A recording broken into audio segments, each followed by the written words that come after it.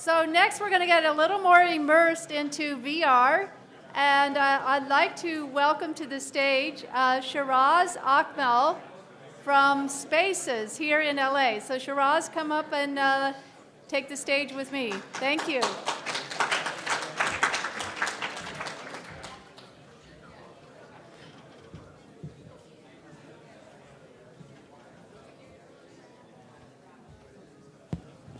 Well, I'm glad things are so lively here. It's wonderful to see all the vibrant energy here, Hollywood, LA, etc., and VR.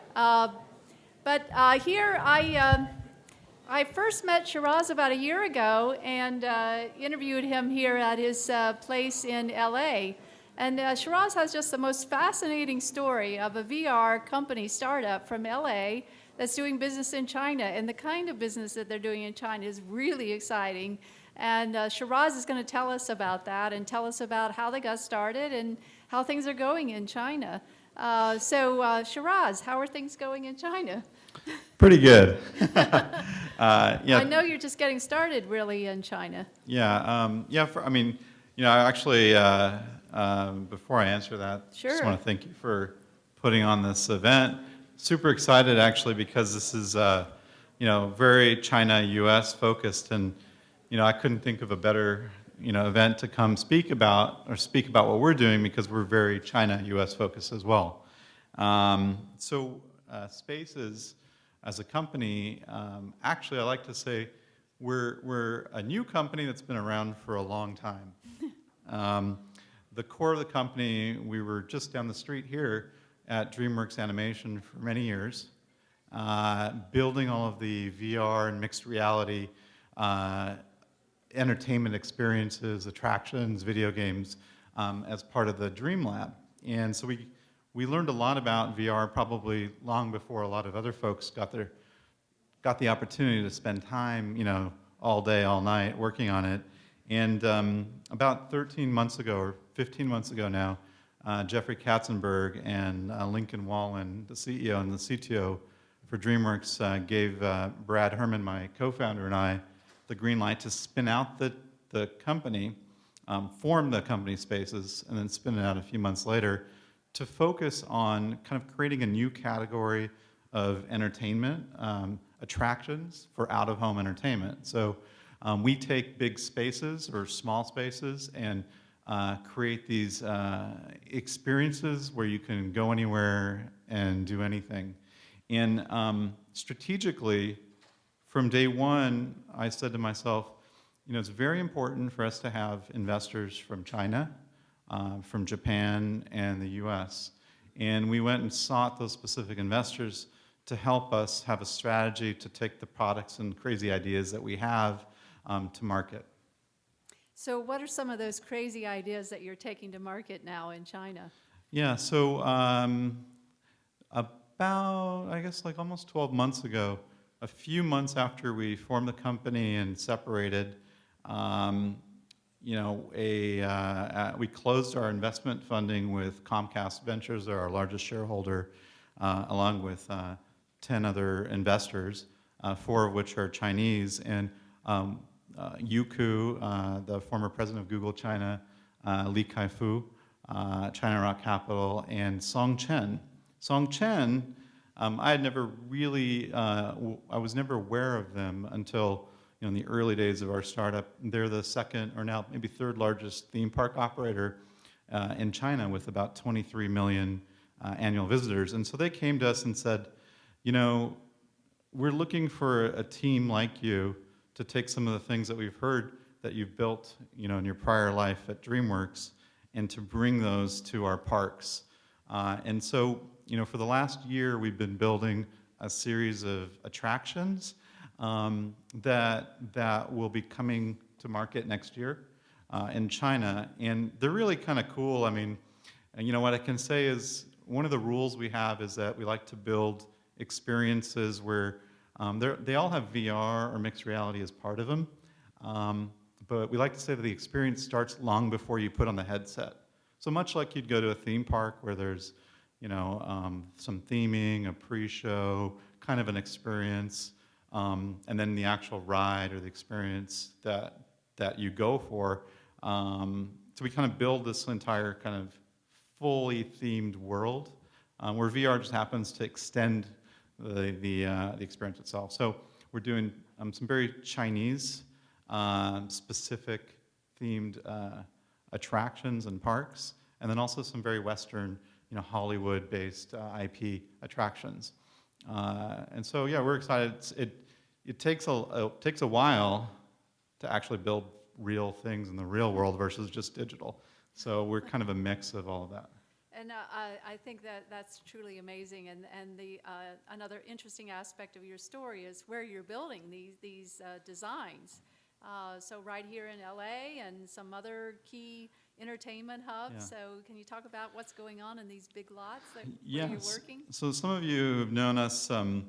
I think Rebecca visited us maybe 2 or 3 offices ago.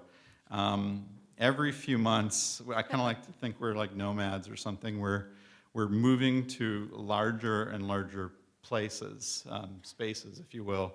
And one of the challenges is having, we're a very creative technology company, but the space we need is very like factory scale size, 40-foot ceilings and 20,000 square feet to be able to build these attractions. So for most of this year, we were housed in a secret location, the Universal Studios backlot.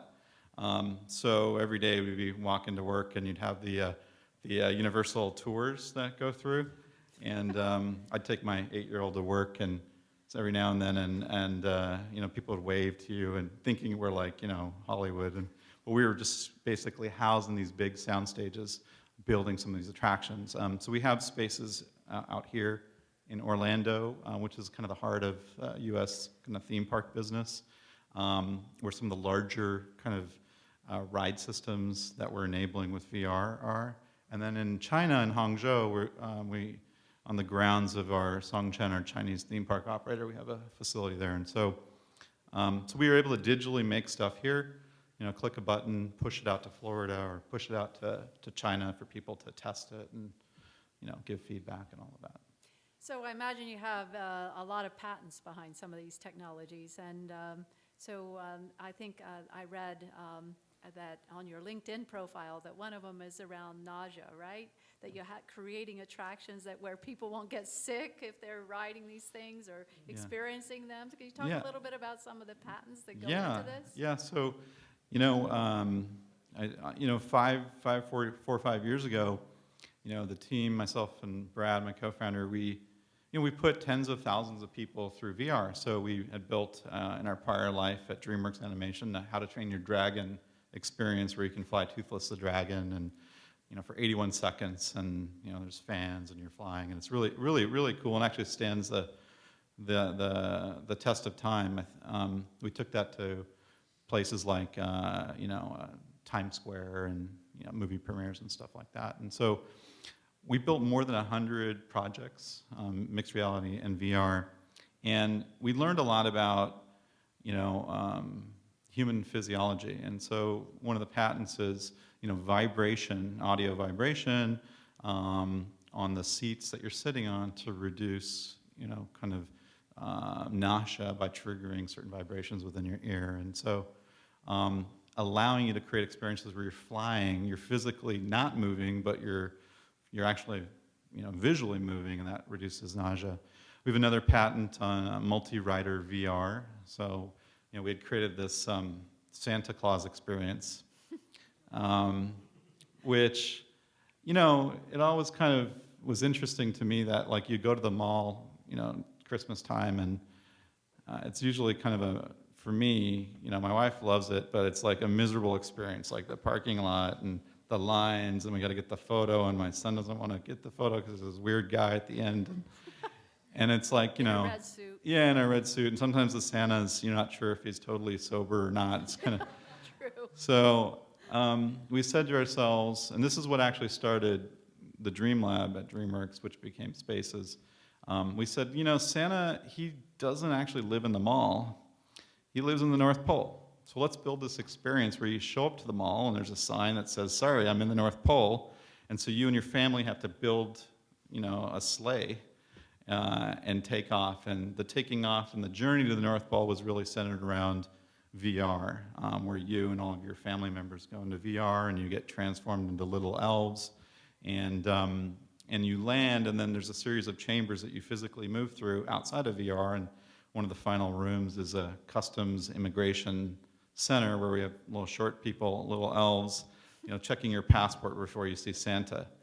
And so when I think about our company today, when we think about spaces, we create interesting technologies. We use VR and mixed reality. But I'd say at the end of the day, even to our Chinese partners and so on, the thing that's important is that we have to create something entertaining and exciting for people to care with whatever the technology is. And so we always think about that experience, whether you're visiting Santa or you're flying a dragon or visiting ancient Chinese civilizations with some of the work we're doing now. It's about that wish fulfillment. So we from a business standpoint, we think, let's fulfill people's wishes. And I wish to fly, be an astronaut, or go to the bottom of the ocean, or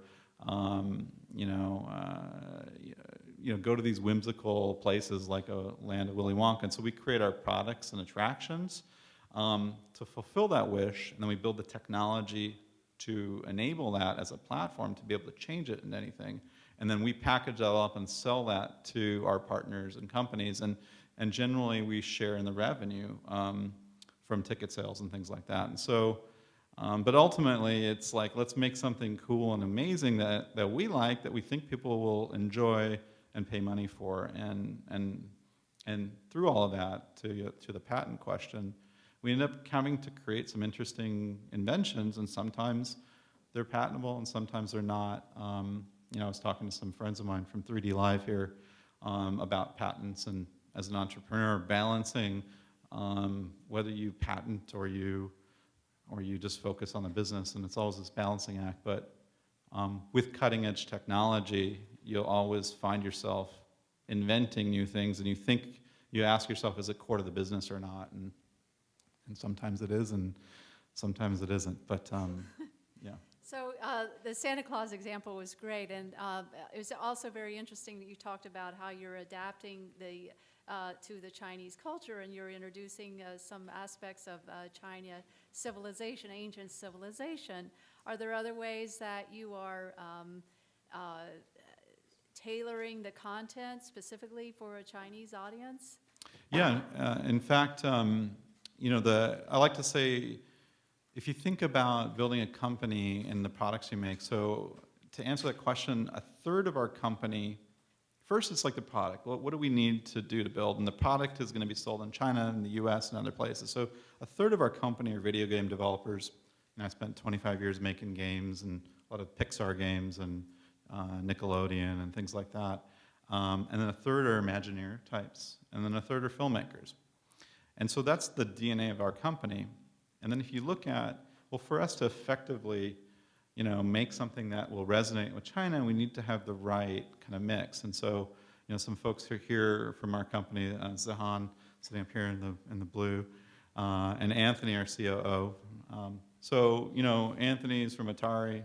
Zahan comes from a Chinese film background and project management and so on. So we have a mix of artists and designers and project managers and business development that are from China.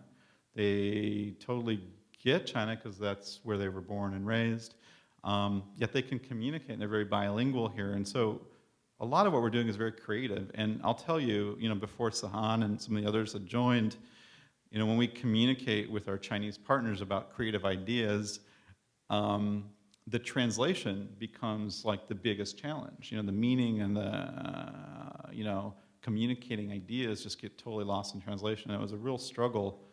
We had the same sort of thing in DreamWorks or Kung Fu Panda and things like that. So I think that to effectively build product for an audience, you want to make it kind of global in nature. But, I like Chinese food, and I've been to China a lot, like the last 12 years or so.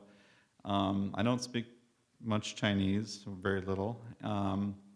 And so I think to myself, well, I need to, if I build for a market, I need to know that market. I need to have people that do it. So we really build with the idea of, we need to know our audience and not just know about them. A lot of people think, hey, I'm going to make stuff for China, and I know about China, it's a big market, but a lot of those things, even some things I've done in my past life, have failed because I think that was generally a naive approach to the market. So you need to really, build for the market with a real understanding of what the audience expects. And So you're actually going to be operating in some theme parks in China, right? And when are you going to be starting to do that? well, so Songchen, they have, I think I mentioned 23 million people flowing through their park. So, they're a big publicly traded company. And I guess what I can say is, sometime next year, Sometime you'll next start year. to see stuff come out, which will be cool. And what's great about what we're building there is not only are we building it and we're sharing ownership of these attractions, we can then bring them to other places in the world. So, we're actively, in discussions with all sorts of partners that want to take some of the attractions we've built and that are underway and sell them, and partner with people in China and outside of China, which is exciting, So for us, it's, as a small company, that we've raised about $9.5 million and we have a $30 million joint venture and some great investors. I always remind ourselves we're a small company and we need really strong operating partners to succeed in the market. And I think, that's an example of us building stuff with an audience in mind, a distribution channel in mind, and so we can kind of confidently move forward and, build some cool stuff. Well, you have a great group of investors behind Spaces, Chinese, Japanese, and U.S., and so Comcast was your lead investor, but then you also linked up in this JV with this China theme park operator. Yeah. So how did that happen? How did you link up with this China theme park operator? Because it seems like this could really be a win-win. Yeah, it's things, we planned to take 6 months to raise money. Jeffrey Katzenberg and the management team said, look, plan for 6 months, we'll support you, and, we'll be your first customer. Not in that voice, but, so things happened fast, and, so the Chinese, Songchen, that company came through one of our other existing investors, Li Kai-fu, who's the former president of Google China, who I've known for, 12, 13 years now, and who's been a great mentor to me, and so he kind of bridged it. So, Songchen had met everyone in the space, and when they'd heard that we were, spinning out, they decided to choose us. And through Li Kai-fu, I spent with the team about 2 weeks in a boardroom in China negotiating the terms of our deal. So we were in there, and we were in, not in our home front, they were their home front, their hotel, Wow. all of their amazing service, and negotiating with the CEO of their company. But that people always ask me, like, how did that happen? And I think, it's the fact that you have relationships with people become valuable at some point in time. I spent, years building out another company's business in China, THQ, who's a video game publisher. So we set up the, operations, publishing deals with Shanda and some of these other big publishers. We had about 400 people working for us in Shanghai alone, building every aspect of every video game that we were publishing in the States. And I had met Li Kai-fu and a number of the other investors, and I was always pitching them ideas, some not so good, some, maybe all right. But I thought, I told my wife maybe about a year ago that all those years of, trying to be true to myself and doing good work and meeting people, left the door open for me to come back and say, here's what we're doing now, would you take a look at it? And so, I like to think that things don't happen overnight. They pay off eventually, and it's just finding the right opportunity for the people that you value in your life. And in that case, for me, that was something that came through for us, which we were very, very happy about. Yeah. So do you think the timing is right now for Spaces in China? Yeah, absolutely. I mean, I think, one of the things I told our original set of investors who have all now reinvested twice is that, we kind of have this perspective of the market, kind of an information advantage, I would say, in some regards of where the analysts say things are going with VR, right? Which is like to the moon. And then there's the reality. And I'll tell you, I was sitting up at Comcast a year and a half ago pitching to all of their partners. And my partner and I were standing up there and we're like, the market is $0 billion and we're going to corner it all. I'm totally not kidding. And we said, look, the reality is there's really... And they drank the Kool-Aid. Well, we drank it a long time ago, right? But we were smart enough to know that we drank it, and the reality is there's no market. There's going to be a market. And so we've gone into the business with kind of a reality check on, not reading the hype. We go out and do our own research. We visit all the VR parks or arcades in China, and you see the reality versus what you read, and it's a big difference. And so I think that the timing for us was right in the sense that we didn't see the home market taking off. It's still not taking off. It will soon for VR and AR, MR, all of these things. But we did see an opportunity to bring some of these cool experiences to locations where people can't afford to do it, but they would enjoy it. And hence the deal with Songchen. And hence, subsequent investment in that strategy. We'll still have to wait and see if it all kind of pays off. But our strategy is one of, let's find a pathway for our products to a customer that we think will pay, not some theoretical customer. And so, it's really hard getting that, and it's really hard maintaining that. But so the timing for Spaces, I think, is pretty good. I think when we announced a year ago, and then like 3 months later in the last year, we've seen just everyone saying location-based VR is the way to go, and so we were already there and doing that. And I think it's just our approach is unique in a way, and the fact that we have a distribution channel to a large customer base helps solidify the business. So for you, it wasn't all that scary doing China because you'd already done China in another startup situation, right? Yeah, startup in a big company, yeah. Yeah, startup in big company. So yeah, okay, well, good. We're going to ask our other panelists to come to the stage now and get more of a reality check on virtual reality in China. So I know some of them have just gotten back from China. Ryan Wang from Outpost Capital. So Ryan, thank you. And Isaac Yang from China Big Time Fund. And also Azzel James, the VP of Content of Immerex. So come up here and join me on stage.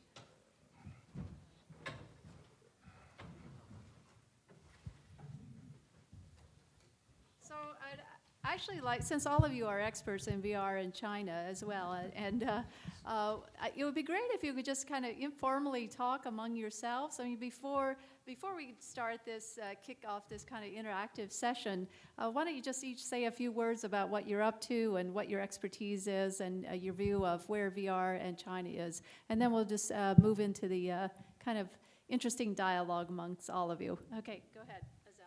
Well, like how she introduced that expert in VR in China. We're definitely kind of a little bit different as in live action. And our foray into China was last year with a big government-sponsored project for the G20 in Hangzhou, where we created a live-action virtual reality project and then was able to share it on Youku and a lot of other digital platforms. Originally, it was supposed to be a dome that they built, and then we projected it in the dome, but kind of turned into a digital project. But yeah, that's where my background started, and still kind of in the mobile 360 virtual live action videos. I think I've already introduced myself, but I will say that we had a chance to talk about his project, and we were actually out in Hangzhou around that time when they were getting ready for the G20 summit, and to be involved in that is just really a testament to your guys' skills. So I think it's amazing. Yeah. Okay. Hi guys. Thank you, Rebecca, for inviting me. basically, when we start a fund with my partner, we set up one rule that we will never invest into VR. But yeah, so it's a flag.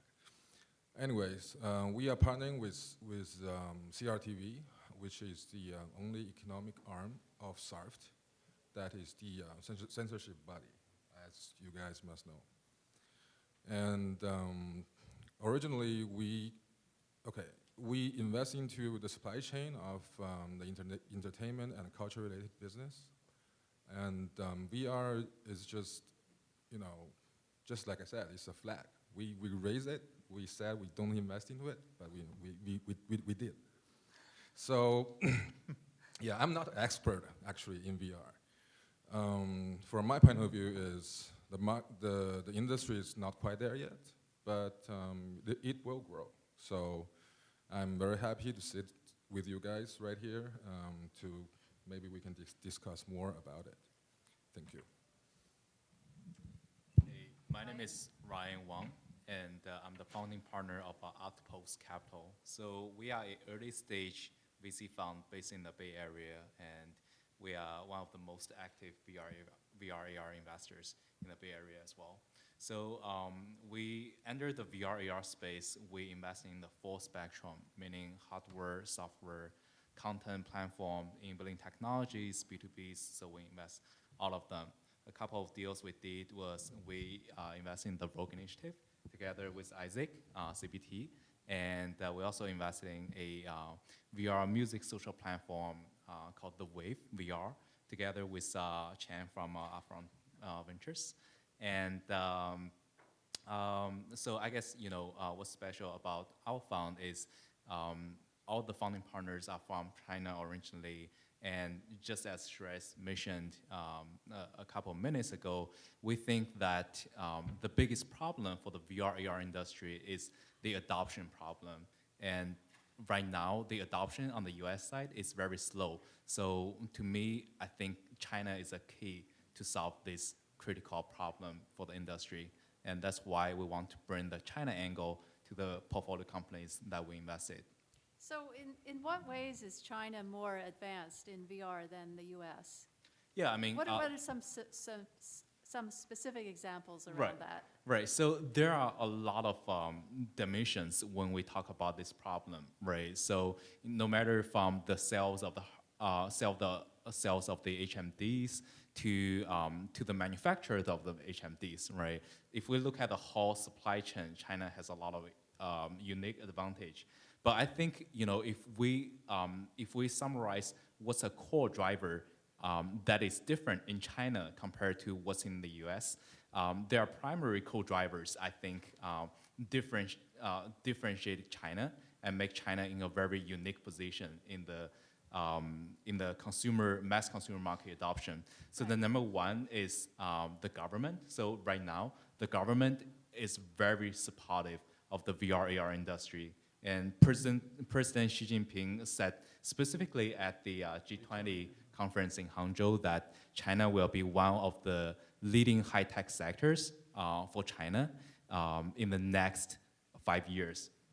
And so that's one. And then number two is the consumer in China. They have a very different mindset compared to the consumer in the US, in that the consumers in the US, their mindset is they want to wait until something is perfect in order to adopt something new. But in China, people are not happy with the air they are breathing every day, with the traffic they are dealing with every day. So they are not happy with the infrastructure that they are dealing on a daily basis. So in that case, if something new and something good is popping up, they are very willing to try. They are very willing to adopt it.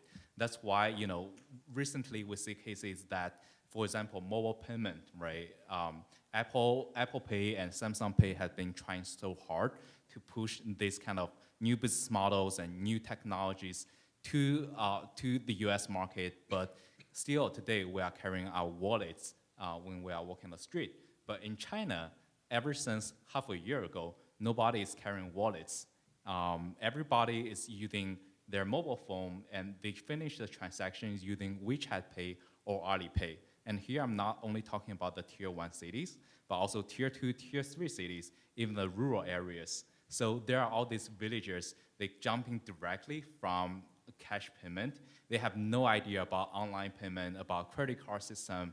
They jump directly to WeChat Pay and Alipay. So And I can think, they jump directly into VR then too? it's very possible. So the up-and-comers, the young teens today would jump right into VR and forget all about other kinds of platforms? Chances are there, right? So I think there's a great chance that the teenagers in China today, they will grow up with VR and AR being one of the default media, and at the end of the day, they will be the primary consumers and the creators for this new media. And I think the chances that the teenagers and the younger generation will lead where this new type of media is heading towards in the future. Aren't there a lot of VR cafes too in China that people hang There are a out in lot. all day? And those haven't really penetrated the US. Right, so by the end of 2016, there are over 10,000 VR arcades in China versus the number in the US, I think is less than 100. But the numbers is only one factor of the problem, right? So although at this point there are a lot of VR arcades in China, most of them are actually operating at a loss instead of making money at this point. Okay. So I think going forward, there will be a shift towards the changes in the business model, how to make money through the VR arcade model. And it's still an ongoing topic at this point, and the business model is not fully validated at this point. I see. I would jump That's- on that yeah, really quick, yeah, go. because a lot of the Chinese startup companies rarely have, like profit and loss in mind. It's all growth. And whereas a lot of, startups on the other side, very sophisticated investors who have to see the revenue and the growth in specific terms. But some of what my, 4 years in China have noticed that it's heavy, short-term, growth-focused, and I think that's probably where a lot of that capital comes from for all the devices there and the cafes. Right. So what is the right business model then for VR? VR in the US and VR in China. What's the right business model? What's working and what's not working?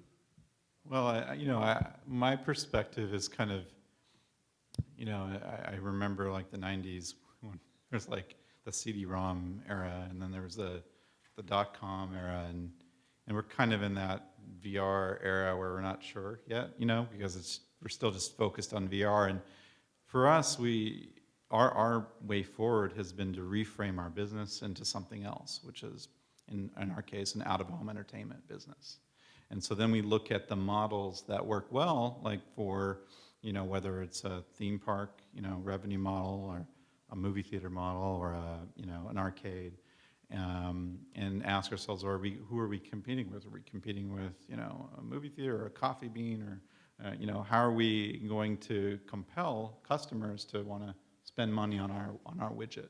And so I think reframing the model, in that light, you then end up with a whole kind of wide range of segments that are interesting, and that are businesses by themselves. So there may be a unique model for healthcare VR, for example, where it's really tied to the model of reducing your insurance rates because you're learning good techniques for, I don't know, brushing your teeth or something. I don't know, making it up. But I think reframing your business into things that people understand versus it just being a VR business is, how I look at that.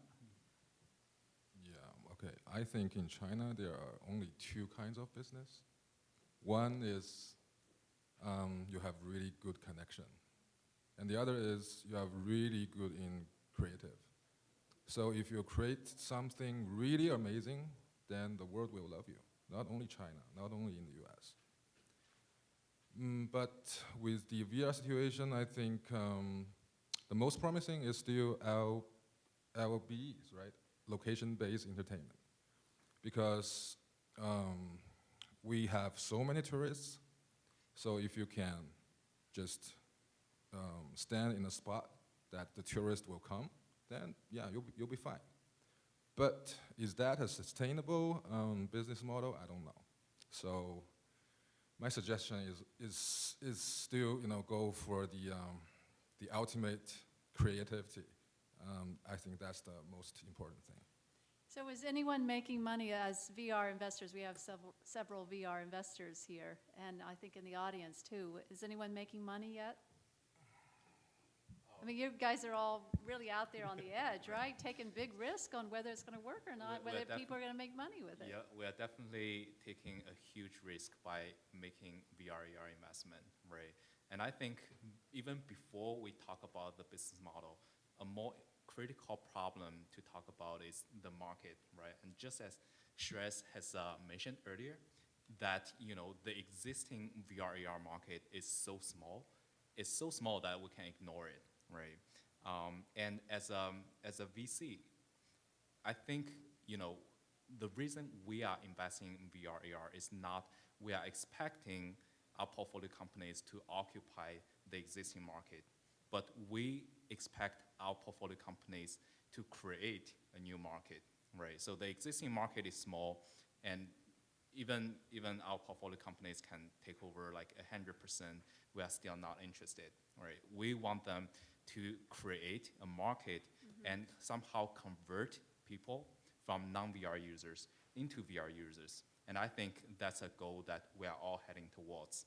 So that being said, I think in terms of business model and looking at what we have today, basically business model, there are two base type of business model, B2B and B2C, right? It's either a business product or a consumer-facing product, right? On the B2C side, there are two segments, online and offline, right?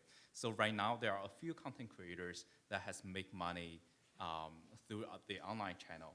And through the offline channel, which is the LBE and the VR arcades, VR theme parks, as I mentioned, I think we are still in the process of trying to figure out, okay, what's the best way to make the business model work, right? So people are still doing experiment at this point.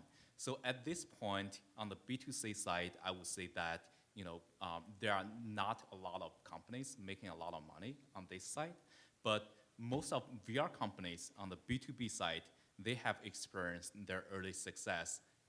Because on the B2B side, you are not solving a problem in the VR space. You are using VR to solve the problem in another existing market, right? No matter that market is real estate, healthcare, or education, you are solving problems in a different market, and that's an existing market. So I would say that at this point, most of the VR startups are making money through B2B, and B2C is a little bit long shot in the process.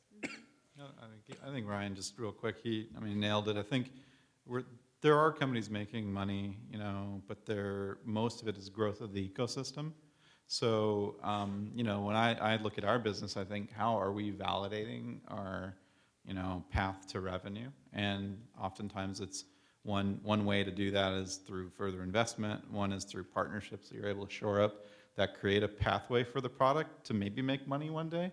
And I think that validation, the constant validation that people want this or they're willing to pay for it, is important. And oftentimes I think even some of our ideas and things that have come and gone, people think it's great, but they're not willing to pay for it. And so you need to kind of filter the magic of what you're doing from the value it brings and see if people actually pay or sign a contract. And so I think there are a lot of companies. I'm good friends with the Rogue Initiative guys, and we have another common investor between us. And it's just that constant validation. Like, we're making something great that's creative. To your point, can we get someone to pay for it or sign a distribution deal to millions of people? And I think we'll start to see results of that soon. Right. So you just mentioned Rogue Initiative, and that's the deal that both of you just invested in, right? Isaac and Ryan.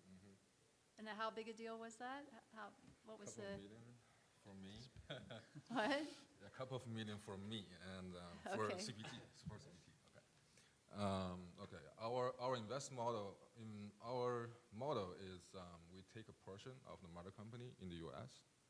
Then we will have a JV in China with exclusive, and we will basically we will handle all the connection things and leave the professional creativity things to the team.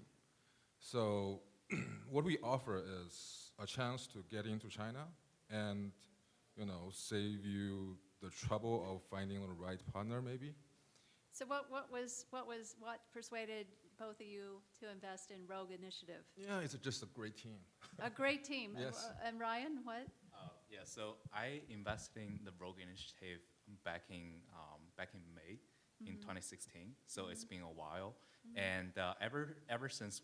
So basically, it's a great team. They are solving a critical problem in the VR space. At that time, there's no high quality content in VR, and they are creating high quality content in VR with 20 plus years for each of the experience for each of the founders, and they are all from AAA content studio and a film studio type of background. What kind of content? So the CEO was from Infinity Ward, which Right. he's like 15 years Right. producer for Call of Duty series, and the team is also from Pixar, DreamWorks. But what kind of content are they creating So that's so it's, unique? So it's games and animated films. So both on the game side and the animated film side, kind of similar to what they've been creating before in their career, but it's using VR as a new media, right? Okay. And they're active in China. They will be. So They will be. right, Now right. that they have your capital, they will be that's active in that's China. why that's Okay. why we think that ever since we make the investment, as I mentioned, the U.S. market is extremely small, and we want them to create a new market in Okay. China, right? And that's why we are talking to CBT, and we help them. We want to help them to identify a trusted partner in China who can take their technology, take their content, take their IPs, bring that to China, and create a new marketplace there, Okay. right? And that's how this deal has been Right. going on. I would. Yeah, oh, go ahead. please. Sure. No, you go. No, I was just going to say that, like, I know Pete and all the guys there, and I think trust is an important word. So when I think about, when I hear people saying China-U.S. connections and all that, at the end of the day, whether it's Pasadena and Culver City or China and Los Angeles, Shanghai, to me it's the same thing, who you're partnering with. And so, our position in Spaces is we're building distribution channels for content that we create, but also others. So, things like what Rogue Initiative are making or other developers that we know, we say to them, look, we can partner together because you know us. We've been friends for a long time, and let's work together to create a channel so that we can all succeed. And so, I think there's a lot to that, and especially here in Los Angeles, and the community is very close knit. And I think that a lot of the founders in the space are like-minded to what I'm speaking about. And so I think, there's a real opportunity for kind of this density, if you will, of this ecosystem here, Right. and then also in China. And so by working together, we're seeing that we can actually help each other. And sometimes there's overlap and conflict, but oftentimes the survival of any individual company is actually dependent on the survival at this stage of a lot of us. And so that's my perspective and how I look at these other companies and say, okay, this is Right. how we could work together. Right. So, Azal, last question for you. You also have had a lot of China experience, and now you're with Imrex, a whole new take on what's happening in China. So what's been the number one lesson that you've taken away from your experience in dealing with China? They've been talking a lot about partnerships and how important that is, but from your perspective, what do you think are the important ingredients, and what is the number one takeaway for you? Well, yeah, I worked at a company called Fanstang and launched the video division of what it was when I started with social media. And the partnerships that we started very early on were with Tencent, Youku, a lot of the media channels because I work with brands. It's a virtual reality company, but really I'm a branded content producer. I did it at Disney, I did it at Fanstang, I'm doing it at Imrex, and as much as the headset plays into this, I'm just actually really interested in reaching a lot of people because that's what makes a campaign work. So when we look at VR, we want to make it compatible with a headset, but that it's awesome on Facebook, that it's great on IGE, that it's mobile, that it's VR, but really it's like kind of 360 video first, because we want to reach a huge audience, and that's what our focus on is, creating content that lures people in. That's maybe their first experience with 360, because even in LA, 9 out of 10 people haven't even put a headset on yet. So we're trying to push them in that direction, so because I feel like eventually, they're definitely going to be in like the premium spaces type content worlds. But right now, everybody's on a cell phone. So I'm trying to catch and build a media brand that, similar to Fanstang, that captures a lot of people's attention, builds and creates content with influencers that attracts major brands like Coca-Cola and Red Bull and Vita Coco, and then expand off of that. I mean, we built this massive kind of thing at Fanstang and licensed the Golden Globes and did these amazing things. And brands have really adopted live streaming right now, but 360 video is like such an amazing opportunity for brands and media. And New York Times and Ageo, there's been a few traditional media brands that have jumped all over this and then partner with brands. So we're looking to like hyper-focus, pure play that. Like we want to be not the like subdivision. We're kind of doing this in development mode, but this is like all we do. Okay. And so in China, I would say for me, it was partnering with great media companies like Tencent, has a massive reach, and Weibo, and then in the U.S., work with Facebook, obviously, is like we were really focused on. Okay. Well, maybe you can help Silicon Dragon get into the VR landscape then, too. Yeah, we'll shoot this in 360. Okay, we'll shoot it in 360. We'll shoot anything in 360. Okay, anything in 360. All right, thank you very much. VR experts, investors, creators, Imagineers, engineers. What did I leave out? Founders. All right, let's give them a round of applause. Thank you. Thanks, guys.